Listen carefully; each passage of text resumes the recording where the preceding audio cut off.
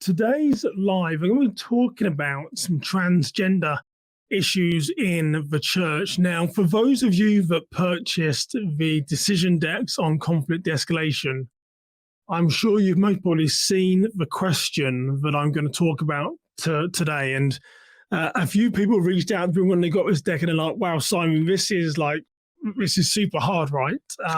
But they are challenging, but it's my belief that if you can at least understand some of the scenarios in this card deck, you are going to be so much better prepared. And the question that comes back to me time and time again, if I can find it here, I want to put it to the top, is around transgender issues in a bathroom. Now, you might not have men and women's bathrooms anymore. You might just have unisex or just have bathrooms. So you might be saying, well, this isn't applicable to me. But you might find that the transgender issues comes into your church in other areas. And I want to take us through this scenario. So let's dive into this here now. So let me read the scenario, then I'm going to talk through it. I'll put it on full screen just while I do that, and then I want to talk through it. So a woman's found using the men's restroom. When you approach, a heated argument has taken place. The woman says she is transgender. How will you approach the situation? So a woman is found using the men's bathroom. So that means that she identifies as being a man. That's why she feels that she can be in there. Now, if I can get this to work.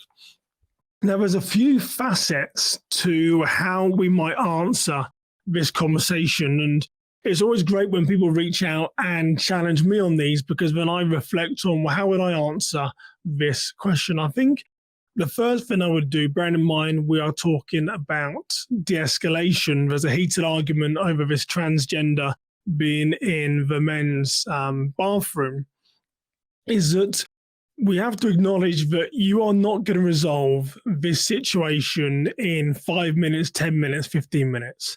This is a very complex subject, and it's very similar to when I say to pastors when we'll talk about, well, if someone comes in to protest of a church, or someone comes to the front of a church when they're in a sermon, and a pastor says to me, well, I would just talk to the person and diffuse the situation. I say to them, it's highly unlikely you're going to be able to get to the bottom of 5, 10, 15 years mental illness, or get to the bottom of a very detailed and complex subject in a few minutes, while your parishioners, the congregation, are sat by watching and listening. So highly unlikely the time to minister to that person is later, not during the service. And this is very similar in a way that we can start with an acknowledgement that we're not going to resolve this very complex issue anytime soon, because each person has their own unique view and perception of the situation. Doesn't mean that we shouldn't try, and I'm going to tell you how we should try, but we've got to understand that we're walking into a very difficult situation. So the first thing that I feel we need to do in this particular situation, but there's a transgender wanting to come into the men's restroom, is we have to first remove our opinion. Now, I was talking to my friend Jim Howard about this, and sometimes we have to be careful in ministry as to how do we share our views, because in today's world that we can be shot down. What I would say, however, is that my upbringing and my beliefs are very biblically based. So I do believe that God created the heaven and the earth. God created man and woman. And so transgender for me is something that I wrestle with in my own personal faith journey. Not saying that I don't have empathy for their situation. I'm challenged by it because of my theology beliefs that I have.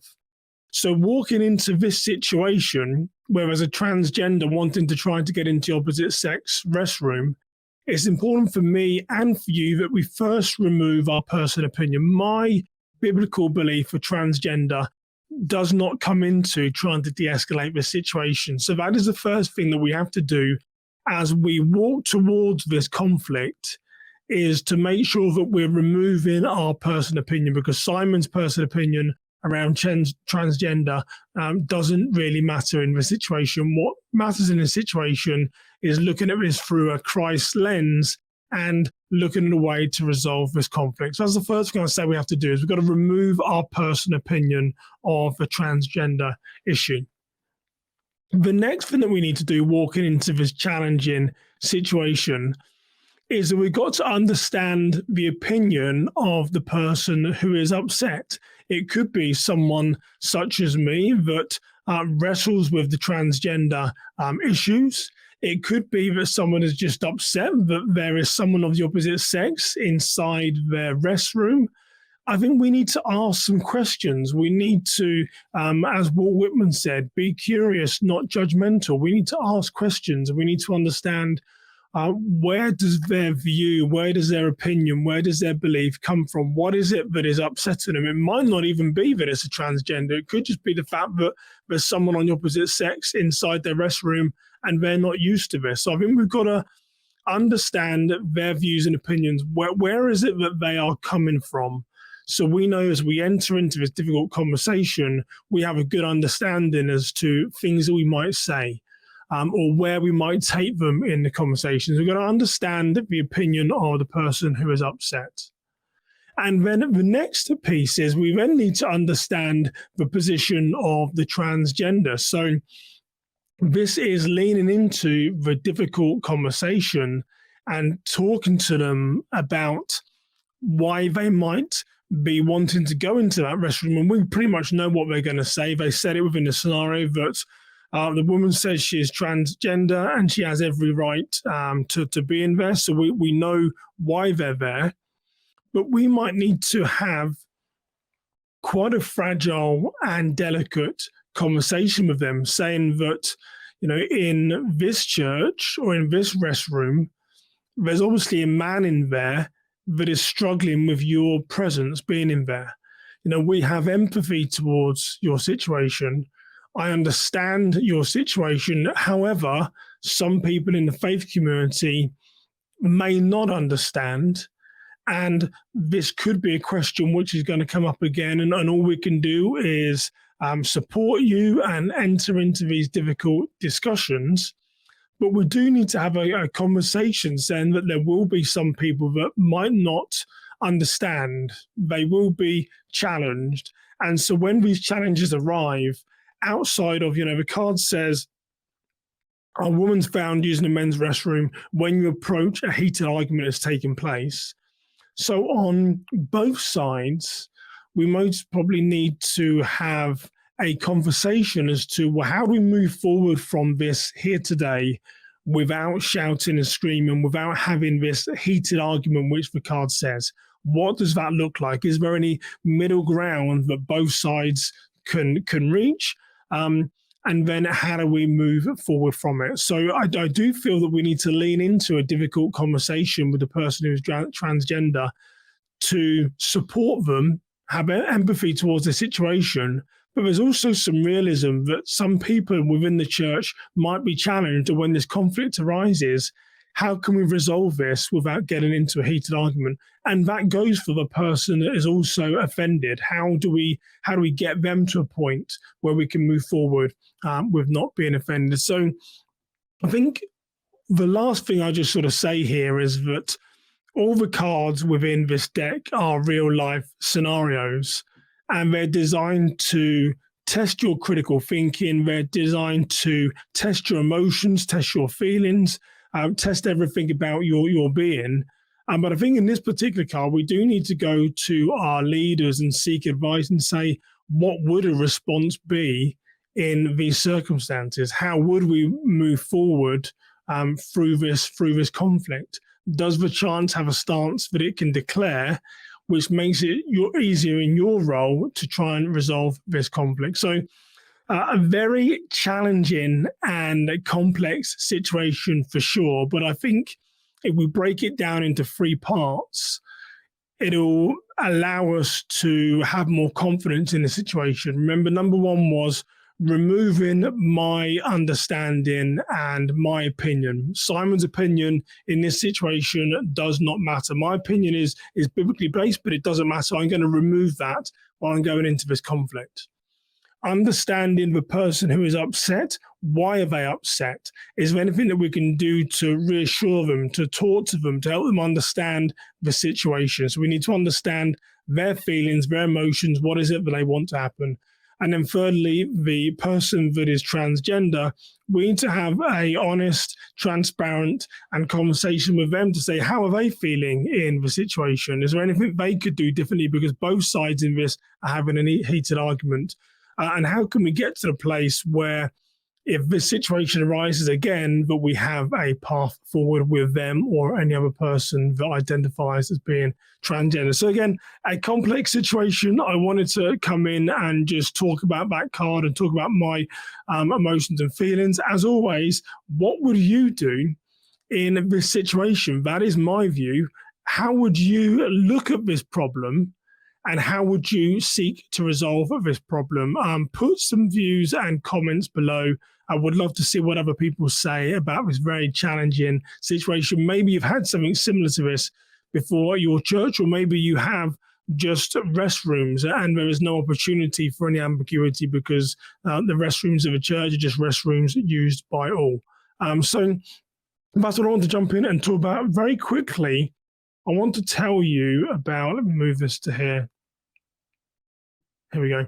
I want to tell you about our 8th annual Securing Your Place of Worship, which is going to be online this year, fully virtual conference. If you go to worshipsecurity.org, which is the Worship Security Academy website, at the top here, you click conference, working lifetime. And then in the conference, you can see all the information about our 8th annual event online. So the interesting thing about this year is that it's going to be over 2 days. So I know there's people in the group that are security leaders, full-time, facilities, operations, human resources, executive pastors. There is a day session 9 till 4, Tuesday the 19th. And on Wednesday the 20th, there's presentations which will capture volunteers and those that may be part-time and have a day job and then do church ministry, security ministry in the evening. So the conference is going to be set over 2 days. There are a couple of keynote speakers. Lieutenant Colonel Dave Grossman is keynoting the second day on the Wednesday. Dr. James Densley is the co-founder of the Violence Project. You might have seen them on the news and international news, where they have the largest database on active assailants. They researched every mass shooting from 1966 to the current day, of which I think there's presently 190. So he's going to be talking about research they found in their book. All these active assailants have 4 things in common. I'm sure he's going to be talking through that. We have actually my attorney that represents me and does all my legal work, Ginny Cronin. She is going to be talking about crisis management in worship spaces and how to become more prepared for crisis from a legal perspective. So Ginny Cronin, my attorney, is talking. James Denzel just mentioned. Tim Kingsley from my consulting team, who is also a reverend in the Episcopal Church and is the chair of the Minnesota Crisis Intervention Board. He's going to be talking about how to develop crisis intervention teams, super important in House of Worship. Lieutenant Colonel Dave Grossman, I mentioned, we talked about his bulletproof mind for sheepdogs and faith-based security teams.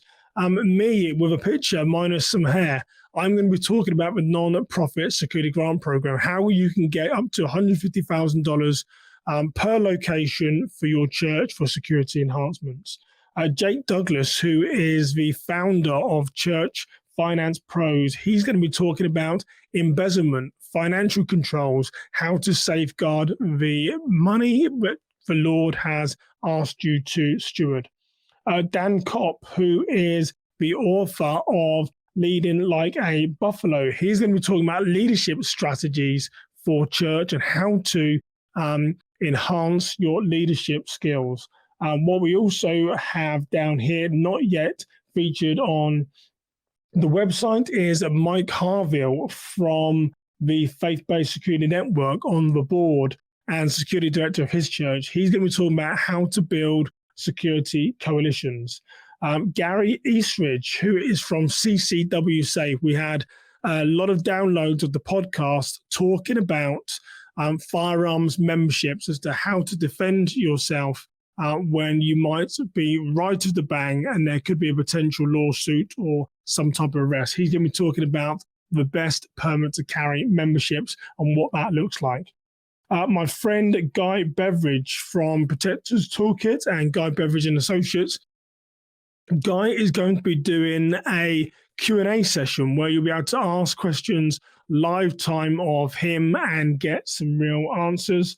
My friend Wes Peterson, who is the security director of Eaglebrook Church, one of the largest churches in the country, over 10 campuses, thousands upon thousands of visitors each week. Him and Mike Lynch from Traders Point Church in Indianapolis, they are going to be leading overcoming church security team obstacles. That's going to be a great session. And then to keynote on that Wednesday, we have Lieutenant Colonel Dave Grossman. So if you haven't yet secured your tickets, please go and check out the Worship Security Academy. I've dropped a link below for our 8th annual event, which is going to be online 2 days, Tuesday the 19th of September, Wednesday the 20th of September, fully online. You're about to listen from the comfort of your home or at work or wherever you should be. Would love to see you there. So for now, I will leave you.